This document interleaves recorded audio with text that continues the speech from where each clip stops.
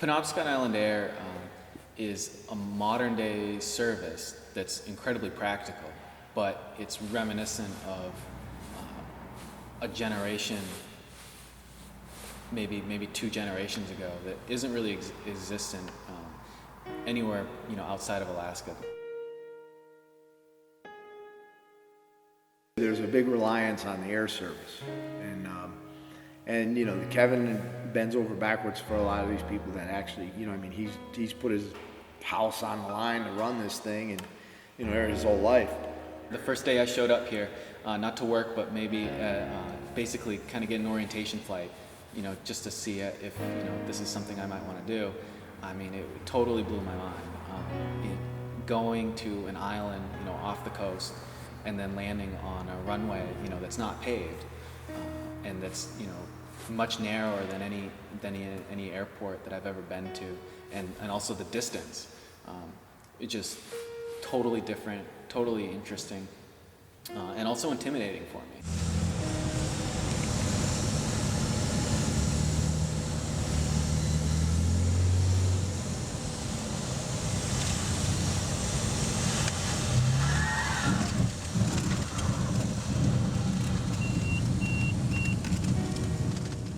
People rely, they want their stuff now, or they have to be on an island. It takes 10 minutes to fly the plane over, where with the ferry, you're talking an hour and a half one way, an hour and a half going back the other way, and it's 3 hours of your day is shot.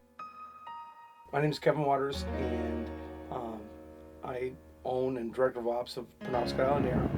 What we do is we move people, we move freight, we do medevac. A lot of people's perception is it's just flying the airplanes around, but the reality is it's a team deal. It's got to be, and you're not just flying the airplanes. You're loading freight, you're running errands, you do all kinds of different stuff. Dispatching, a variety of issues.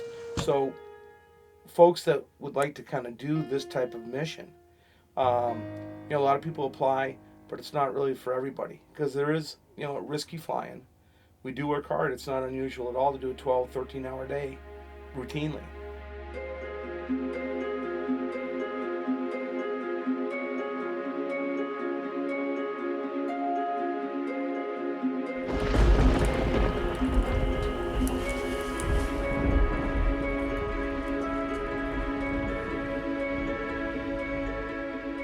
When you get on the island, sometimes you get out there, and what they're saying here, it's clear, this and that. You get out there, all of a sudden, it's a whole different game.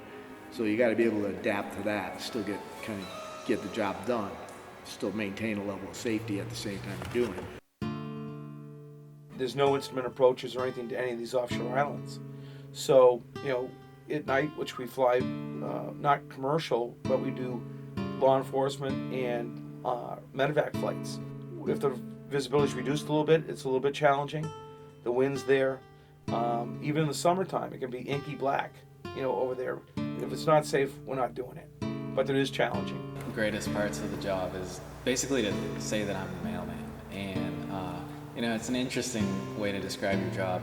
In addition, I also fly an airplane to the island. You're driving down the road, down to the post office after you park the plane and put it back into another van. You're getting waved at by everyone because everyone sees the white and green van driving down the road.